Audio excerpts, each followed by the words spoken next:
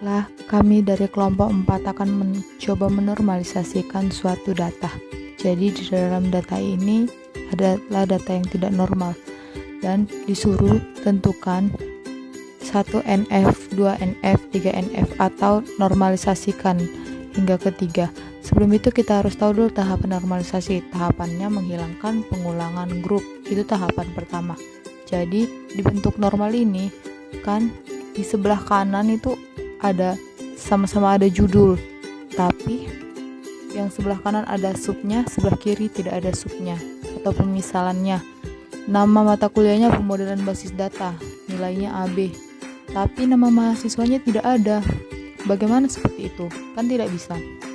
Jadi caranya kita hanya mengcopy atau membuat yang di atas itu ke dua itu, jadi diisi aja yang kosong-kosongnya. Jadilah normalisasi pertama. Normalisasi 1 sudah selesai. Kalau dia udah independen berarti udah selesai. Lanjut ke normalisasi 2. Nah, untuk syarat normalisasi 2 ini dia harus melewati normalisasi dulu atau sudah normal dulu di satunya. Setelah itu yang kedua syaratnya menghilangkan ketergantungan sebagian. Jadi menghilangkan ketergantungan sebagian itu ada key. Nah, key itu misalnya suatu item yang bisa merubah fungsi sesuatu gitu. Jadi kita akan menguji coba dengan FD. Yang pertama FD1 dari NIM. Nah, dari NIM itu apa yang bisa kita dapat? Ada nama mahasiswa, alamat mahasiswa, dan jenis kelamin mahasiswa. Dari NIM kita bisa dapat nama, alamat, sama jenis kelamin. Untuk yang FD2, kita mau cari tahu apa yang bisa didapat kode MK. Nah, kode MK itu ternyata bisa mendapatkan nama mata kuliah, SKS, semester, kode dosen, sama nama dosen. Jadi kode MK itu misalnya KUG1C3, tinggal cari itu aja kita udah tahu itu untuk kode mata kuliah apa gitu, dan siapa mahasiswa yang mengambil mata kuliah itu. Dan yang ketiga itu ada FD3.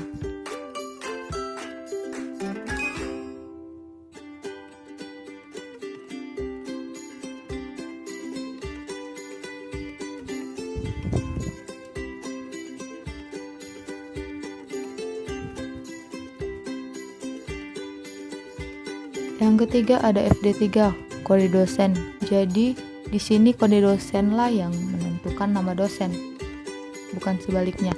Jadi jangan salah ya, nama dosen itu tidak pernah bisa menentukan kode dosen. Lalu itu kode duluan, itu misalnya namanya Arna. Kita tidak akan tahu kodenya. Kita harus tahu dulu kodenya supaya kita bisa tahu namanya. Jadi jangan kebalik. Yang keempat itu ada FD4, itu nilai mutu. Jadi cara kita mengetahui nilai mutu ini, kita hanya butuh NIM sama kode mata kuliah. Jadi NIM itu berguna untuk mencari mahasiswa mana yang mengambil mata kuliah itu. Kalau kode MK itu untuk mengetahui mata kuliahnya sama nilainya. Jadi setelah sudah dapat FD1 sampai FD4, kita akan mengelompokkan.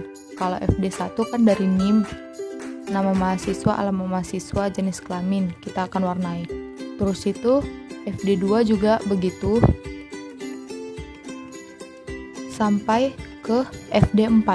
Nah, di sini itu dia sudah tidak memiliki ketergantungan sebagian lagi karena dia sudah berdiri sendiri. Jadi sudah selesai di uji normal yang kedua. Di sini kita sudah memiliki 4 tabel. Jadi 4 tabel ini gunanya untuk membantu kita ke uji normal yang ketiga. Jadi syarat normal yang ketiga itu sama seperti normal yang kedua. Harus melewati normal yang pertama sama normal yang kedua. Baru kita bisa ke normal yang ketiga. Nah, bagaimana tahapannya? Mari kita lihat. yaitu menghilangkan ketergantungan transitif. Menghilangkan ketergantungan transitif ini kita cuma butuh FD2 sama FD3. Nah, di sini mana yang kita lihat sama? Maka itulah yang harus kita hapus. Itulah kata lain dari transitif itu. Misalnya kan nama ada 1, SKS ada 1, semester ada 1, kode dosen ada 1, sementara nama dosen ada 2. Jadi yang kita hapus itu untuk FD3-nya dapat juga nama dosen yang di FD2. Maka jadilah tinggal kode MK, nama mata kuliah, SKS, sama kode dosen. Ini kan tabelnya udah ada di FD2, jadi kita tinggal ubah aja, tinggal buat seperti ini dan buat menjadi tabel lagi. Dan ini sudah tidak ketergantungan lagi, dia juga sudah berdiri sendiri, sudah bebas gitu. Jadi sekian penjelasan dari kami. Sekiranya teman-teman dapat menerima dan mengerti, dapat memahami materi ini. Terima kasih.